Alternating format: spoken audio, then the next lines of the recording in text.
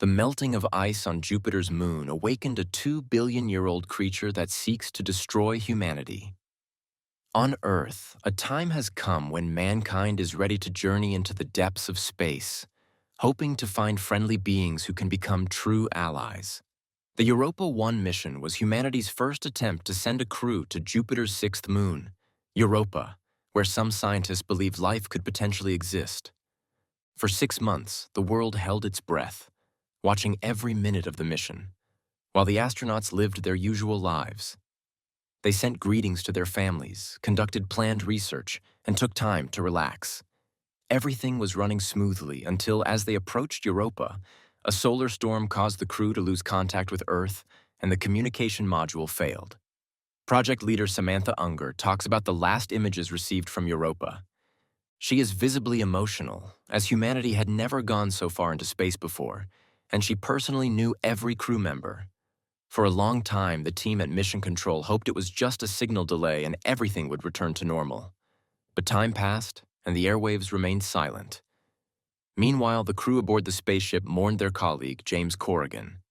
The most terrifying thing for them was that their loved ones didn't know they were still alive, as communication was lost and could not be restored. Engineer Andrei Bloch remained silent after the incident, ignoring Dr. Katya Petrovna's concern. Rosa realized that space was breaking people, causing many to stop sleeping and shut themselves off. The story flashes back to a year and a half earlier. At that time, the mission was still in preparation and was presented to the public as a giant leap for all of humanity. Project leaders held numerous press conferences, reminding everyone that Jupiter's moon had first been observed by Galileo over 400 years ago. Now, humanity was ready to look at it with the naked eye. An unmanned spacecraft wouldn't have been able to complete the mission, so people were sent. The rocket launched successfully and set a course for Jupiter. Everything proceeded according to plan, although no human had left Earth's orbit since 1972. Then, a private company took on the task of promoting space exploration. Meanwhile, Captain William Shue officially confirmed the start of the journey. Everything was going as it should. External cameras were working. Jeremy filmed reports for his son back on Earth, explaining the ship's design and the operation of the gravity modules. He introduced his son to his crew and asked Rosa to smile for the camera. He then showed the breathtaking view through the porthole, how little space there was inside and how infinite it was outside. Passing the moon, the ship reached a place where no human had ever been before, and the Europa crew was ready to push the boundaries of the unknown. For a long time, scientists believed Jupiter's moon was just a giant block of ice. But upon closer inspection, they discovered deep lakes beneath the surface. And where there's water, there could be life. After NASA detected thermal regions in different parts of the celestial body, they became confident that there might be simple, single-celled life on Europa. Some scientists wouldn't mind drilling a hole and doing a bit of ice fishing there.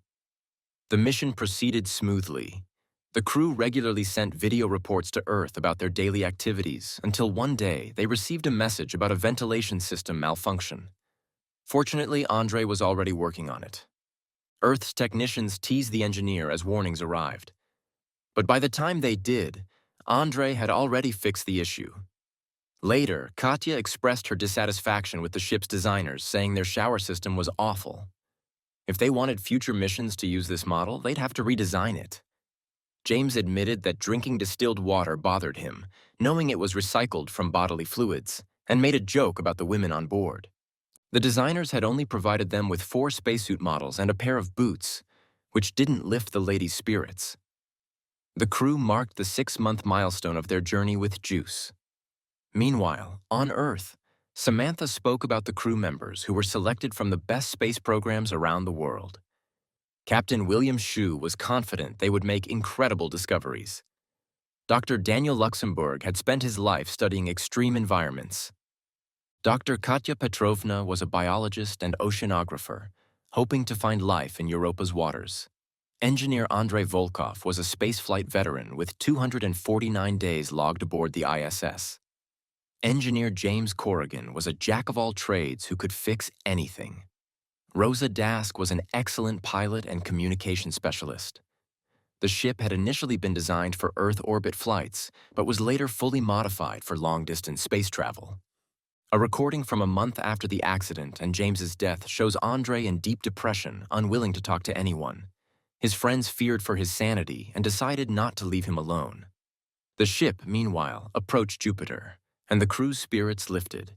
It seemed that everything was gaining meaning again. Soon, the ship left Jupiter's orbit and began its descent, and although there were temperature fluctuations outside, everything was going well and all systems were functioning normally. But then the ship was suddenly shaken. It seemed a thermal explosion on Europa's surface had reached the landing module. Nonetheless, the crew managed to land, and they stared in awe at the snowy landscape outside. Later, they began collecting data from the landing site, although they had landed in the wrong location. It turned out that thermal vents could pass through the ice, meaning there could be life beneath the surface. However, it also meant everything would be far more difficult than they anticipated. The crew debated their next steps when Katya suggested they start drilling immediately. After discussing her proposal, the crew began drilling into the ice to collect water samples, but soon they detected movement in the ice sheet. The tremors persisted, suggesting there was more hot air beneath the ice than they had thought, and the activity kept increasing. Andre, working near the porthole, looked outside and grabbed a camera. He thought he saw something moving outside. Later, he told his friends he saw a light on the ice about 100 meters from the module. It was moving, but then it disappeared. The crew reviewed the footage, but no one else saw anything. Everyone offered their own theories, but they couldn't reach any conclusions. When they checked the equipment, they detected radioactive interference. But where could it have come from? Later, the commander suggested that Andre might have imagined it, considering the trauma he'd endured. The crew agreed, as they all felt a mix of excitement and fear, knowing they had ventured further than anyone before and could have mistaken their feelings for reality. Finally, the drill reached water, and they lowered a reconnaissance probe into the ocean. The crew was thrilled to find pristine, untouched nature, with crystal-clear water beneath the ice, very similar to Lake Baikal. Radiation levels were minimal, and there was definitely a heat source deep below. Katya took samples and moved the probe further.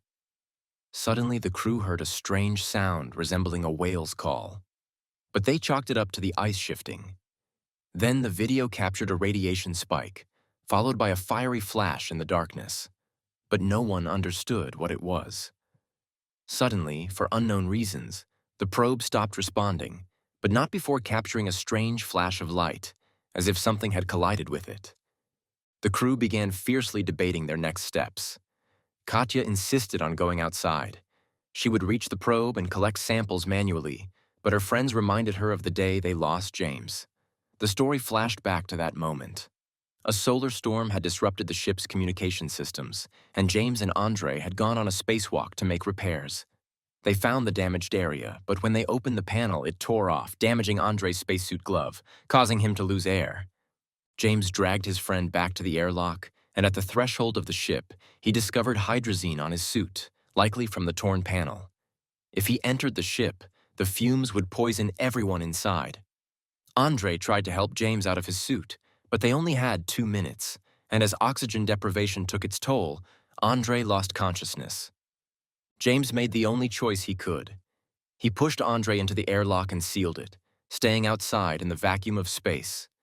Everyone knew it was the end. There wasn't enough time to don a suit and save James. He understood this too and tried to comfort the crew. He said his goodbyes, thought of his son, and then, as his oxygen ran out, his voice faded. In the airlock, Andre regained consciousness and screamed in horror at the tragedy that had unfolded. Now, Katya was also willing to risk her life, which was absolutely unacceptable, but she managed to convince her friends. After much debate, the commander gave the go-ahead, and Katya prepared for her spacewalk. She shared her incredible sensations with the crew, then reached the probe and transmitted the sample analysis back to the ship, confirming the presence of a simple single-celled organism in the water. This confirmed the hypothesis of possible life on Europa. However, radiation levels began to rise, and the commander ordered her to return. But then Katya noticed strange lights in the distance, resembling bioluminescence, and moved towards them. She was captivated by the beauty she witnessed, though the others couldn't see anything. She decided to test the unknown organism's reaction to light and turned off her helmet lamps. Suddenly, lights appeared beneath the ice. Then, the ice cracked beneath her feet, and she quickly sank into the water and perished. The crew was shocked by the tragedy. They realized that whatever it had reacted to the light from Katya's helmet, and they decided to return to Earth so the world would know about their discovery. The commander gave the order to launch. However, during takeoff, one of the engines failed and the ship began to fall. The commander rushed to the engine room to manually slow the descent, needing to pull a special lever. The ship made a hard landing. Rosa, regaining consciousness, rushed to check on her friends. Andre and Daniel came too, but the commander had died, saving the others. Europa refused to let go of the ship that bore its name. It turned out that the module had crashed at the exact spot where they had originally planned to land, which the survivors saw as a cruel twist of fate. This area was much warmer, and underwater currents had thinned the ice, making it dangerous. Moreover, the ship had sustained damage, causing an oxygen leak, and the lever pulled by the captain had slowed the fall but disabled the radiation shield. The temperature inside began to drop, but the most frightening thing was that the ice outside started to crack under the ship's weight. The only chance of survival was to dock with the orbital module. Andre came up with a way to repair the fuel line. He and Daniel would handle the repair while Rosa stayed at the controls, ready to take off the moment the line was fixed. The men went to the airlock for decompression, and Rosa said her goodbyes, knowing she'd be alone for 2 hours. She recorded her final messages for Earth. Daniel went first and vanished. Rosa panicked in the cockpit, trying to understand what had happened outside. The astronaut's signals simply disappeared from the radar. Andre explained that the ice had collapsed. Daniel was surrounded by light, and then he was just gone. Andre hoped to repair the fuel line. Taking parts from the life support system, he asked Rosa to keep talking to him as he headed to the system.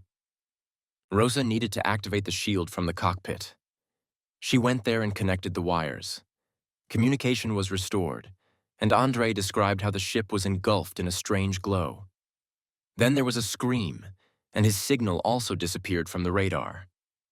Rosa sat at the controls when the ice beneath the ship broke, and it began to sink into the water. She activated the transmission of all data and video recordings, hoping they would reach Earth, and opened the airlock with the cameras still rolling, hoping that in her final moments, she would see the giant glowing creature with tentacles as it broke into the ship. Samantha received a call early in the morning, informing her that a signal had arrived from Europa. The servers were overflowing with the crew's materials. The team had returned to humanity. People saw the sacrifices they had made for the sake of science and humankind, and the final image confirmed the existence of an extraterrestrial organism. Now, people knew that the universe was alive and far more diverse than even the wildest imaginations could conceive. And it was all thanks to the Europa 1 crew. This film was shot in a unique genre called mockumentary, meaning it had the effect of found footage. It was edited as though it was made up of video recordings from the crew that arrived on Earth after their death, with commentary from project leaders. Despite its many flaws and technical inaccuracies, the plot is captivating, justifying the human sacrifices made for the advancement of all humanity.